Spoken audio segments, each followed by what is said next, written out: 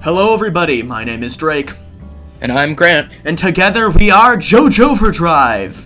Chapter 26, I want to say. Yeah, 26. We're getting into numbers that don't feel real. Yeah. Like 26 that's so many chapters. Like, it's kind of like conceptualizing the year like 2072. Like, yeah, it doesn't exactly. roll off it's like, the no, tongue. It's not good. That doesn't happen. No, there's no JOJOLands chapter 26. And yet, here we are.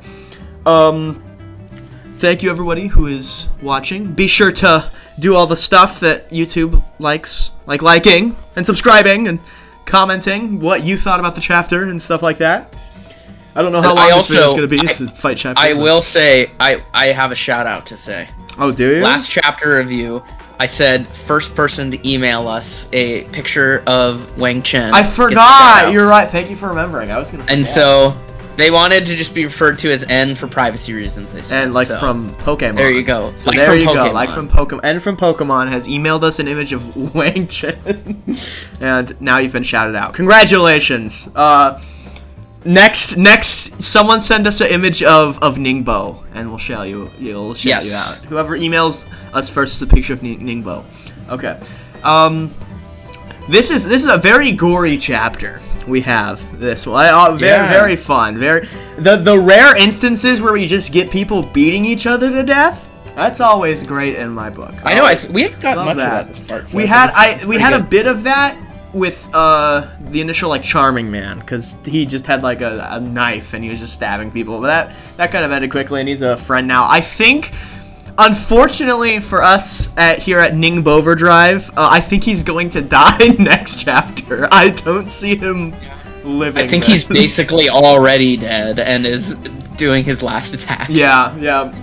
This is a part 1, I believe. This is Paco versus Ningbo part 1, I think is the chapter title. So we're gonna get one more set of this, as if the chapter titles really matter that much. Back in Glory Days and oh my god, Bags Groove, the chapter titles didn't really fully tell who was actually the focus of the chapter, and they get changed anyway in the volume actual releases, so maybe it won't matter that much. But Ningbo gets one more chapter at minimum. Maybe he'll join the gang. I don't think so.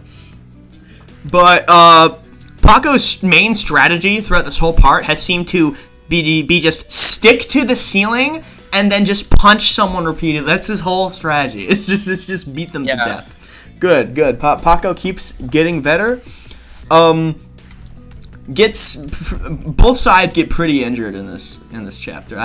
We got Dragona as the healer of sorts with the kind of flesh manipulation, but I don't think we've had it to this degree. So we'll see if they're able to handle it.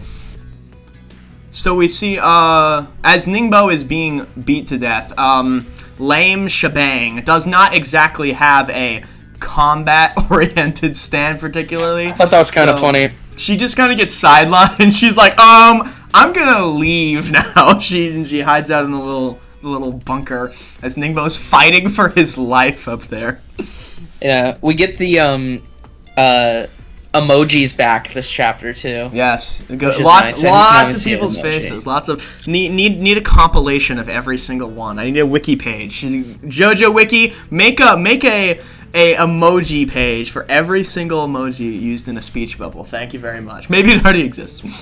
What do you think? And this, I mean, we're kind of just skipping around here, but there's kind of two storylines going on here. Mm-hmm. What do you think's gonna happen with Paco here? Obviously, he has this whole arm inflating. Do you think he's just gonna kill him before it can fully go off? I think in his neck and stuff. That's likely. I think Paco is going to. I don't think Paco dies here. I don't think it's happening this early. I think that's too early. Again, we say too early as if we know how long this part's going to last. This could be the halfway point. We've had characters die at halfway point, Foo Fighters died about halfway. So this could be, but I kind of don't see it. I could see maybe Paco gets the arms blown off or something, and then once Dragona makes their way back to over here, it's smooth operators to like amputate like Ningbo's arms and put them on his arms or something like that. Right? That'd be crazy. Something like that. But I don't know if that's how smooth operators works particularly. That's why I'm trying to think of something possible. Or maybe the hustle can work in other ways that we don't particularly know. But so far it seems pretty simple and not capable of anything too crazy. I think if a character were to die at this point, it would probably be Paco or Usagi, one of the two. I feel like. Yeah, I don't think Usagi. I really don't think Usagi right now. It's maybe I just mean like in general, just like first, like the first casualty. There's got to be at least one. I guess. Because there always is. And it would have to be one of those two. I'm honestly shocked that Ningbo's even like able to function. Like I thought he died, and then he kind of just still kept moving. His head has received what some would refer to as slight trauma, just a tad, a bit. Tiny bit. His skull caved in and everything, but he's a fighter. Okay, he's worthy of Ningbo Overdrive. I'm trying to find the page. Damn you, MangaDex, for being shut down. I hate you.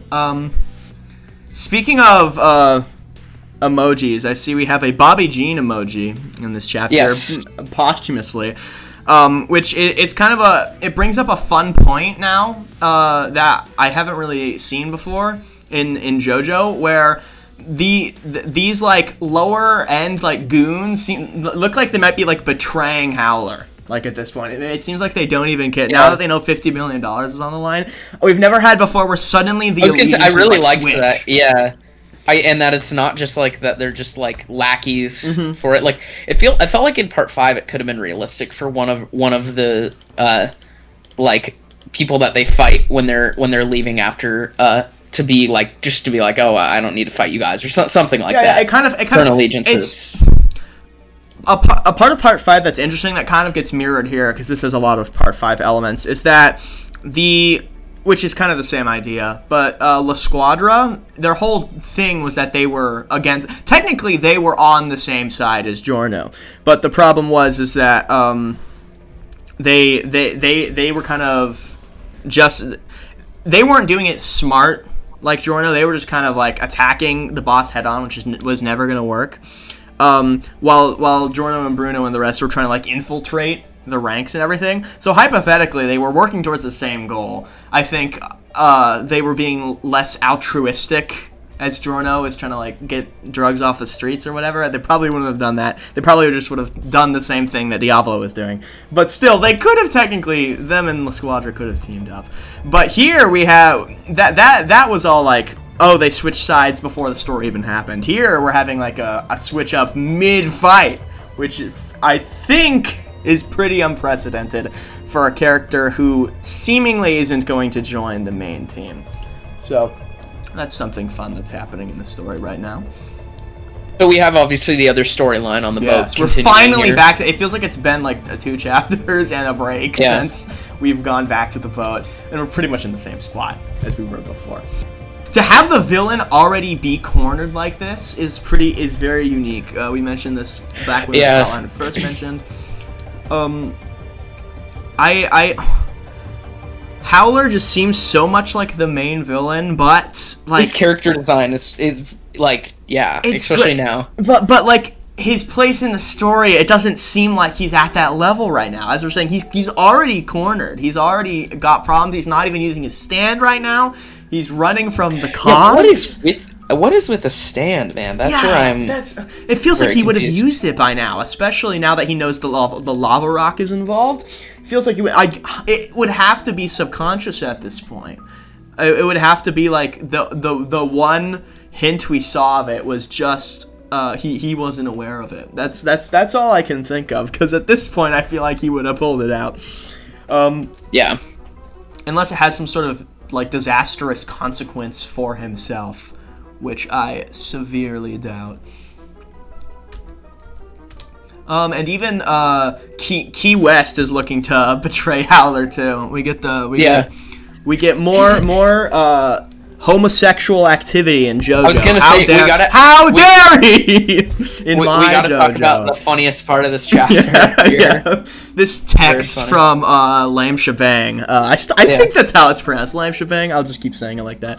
It's with all the heart emojis and everything. It's just so out of left field. It's like, because all the interactions with Lame Shebang, she's pretty like stoic and everything, and then we see that let's meet up real soon. I think what makes it funnier is there's like that text, and then all of the like texts afterwards are just like exposition dumping. Exposition, yeah. That's the only one that's phrased like that. It's like, oh my gosh, I can't believe. When was the last time we had any sort of gay kid? It was like sorbet and gelato, I think, maybe. Who was? It's been for as much as people joke about the flamboyancy of the series, it doesn't pop up that much. Or Valentine's wife. Yeah, that was it. Yep, that was the last year. I wouldn't say it's particularly flattering representation of. I don't think sorbet or gelato are flattering either. They don't exactly get a lot of screen time and then they die. So these people are probably gonna die too. So I guess Araki is homophobic. What did Araki mean by this? God damn it! No Yuri allowed. God damn it. So this is the first time where it connects, where they discuss like the side. I guess I'm just gonna call them the side villains, Howler and the side villains. The side villains have like just now figured out that they're actually after the rock and nothing else from these like this text conversation. Do you think that Lulu could join the side villains, like go back, or do you think she's sticking around with the main crew? I think she'll stick around. I think she has a good dynamic that they'll keep it with that. I think the villains will do something to make it very obvious to her, like you should not be associating with them anymore. And it seems like Meryl McHugh's relatively like treated her well. So yeah. It seems like the weakness to Ningbo's stand as it transitions back into the fight is that Ningbo has to use his hands to activate the inflation, because he gets hit like a lot in other places. He makes contact, but those parts don't inflate. It's only when he touches something with his hands, which is usually how it works in JoJo, is that the hands are the important part. When Gold Experience, like Notorious B.I.G. cuts his hands off, like he can't use his ability anymore. So that's the obvious weak point. So Paco, a lot of great action choreography in this. We don't see that too often, like as we mentioned, not a lot of actual fisticuffs here in JoJo, but he does it very well regardless. Yeah, man, I'm just looking at... You were right, I'm looking at these panels of Ningbo, and he is beat the hell up. Like, his skull is... Like, literally, I can see it in this way. It's shaped like how Leaky Eye Luca at the beginning of Golden Wind got his head smashed by a shovel. And he died from that. He, like, instantly died from that. And Ningbo's still charging away. Oh, my God. It's funny. Yeah, and then we just get... it is a fight chapter at the end of the day. That's just most of this, and it's done well. I quite enjoyed this chapter. I quite enjoyed Paco and Ningbo. Unfortunately, one of them's gonna have to die by the end, and I'm not putting money on it being Ningbo. That would be a big twist, though. That would be something. But no, I severely doubt it.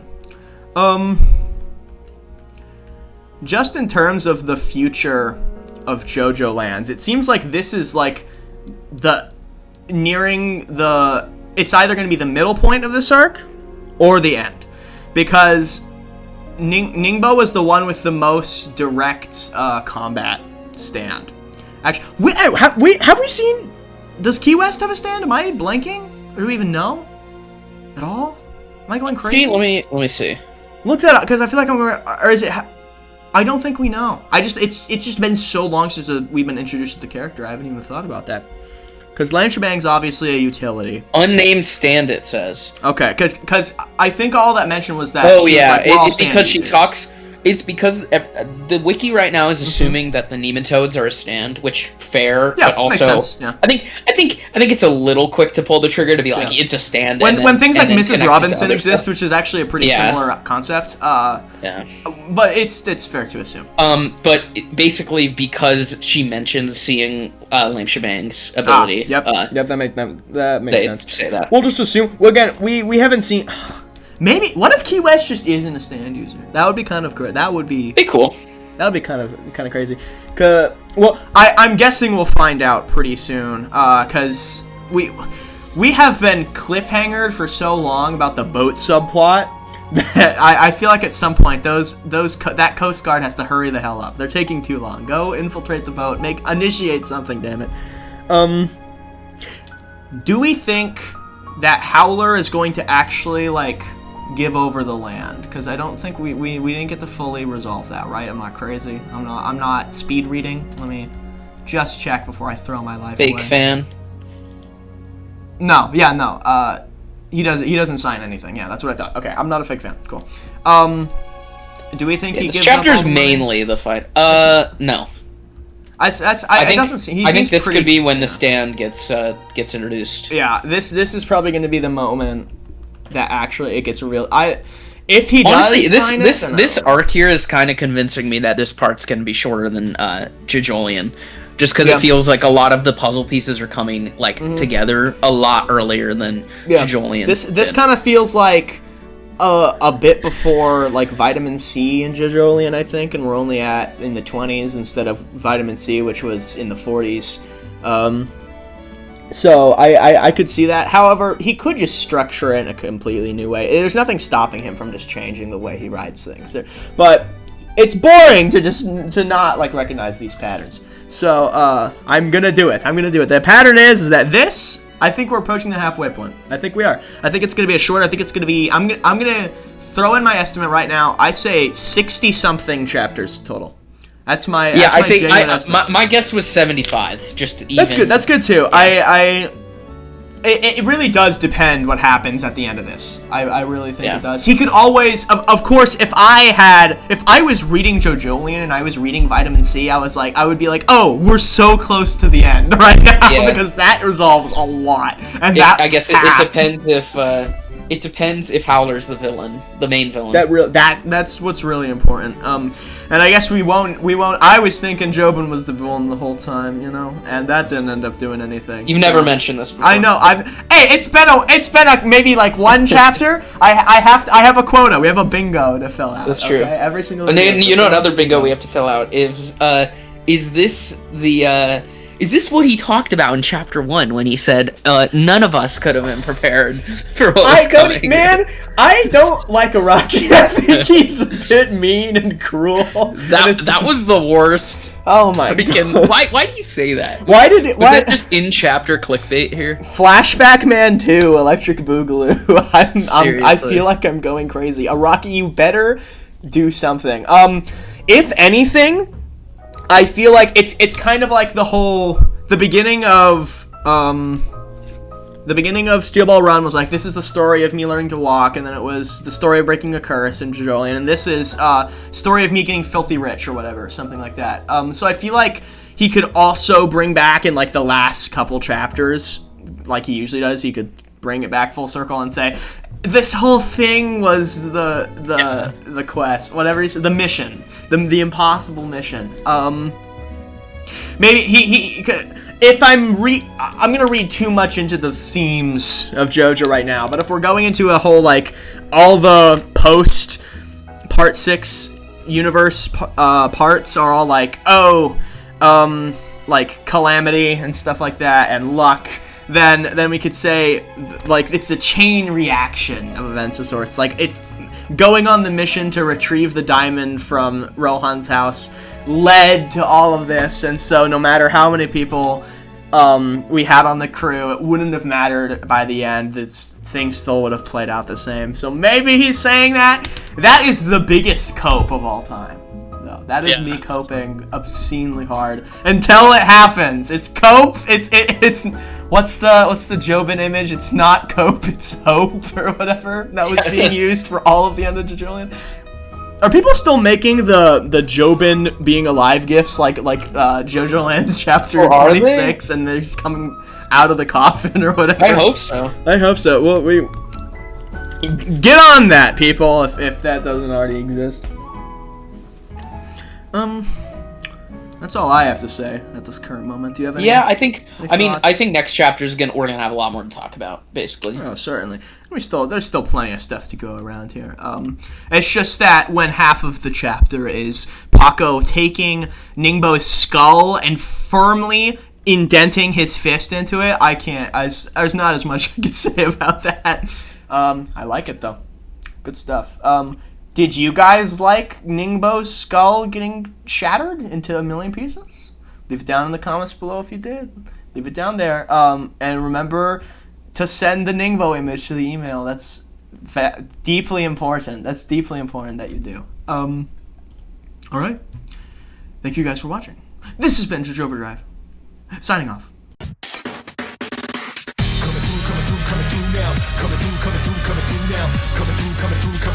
Shake it like it's heat, overdrive. Coming through now. Coming through now. Coming through. Watch where you're going, overdrive. Let the downside up to top notch, whatever haters do. Hot top.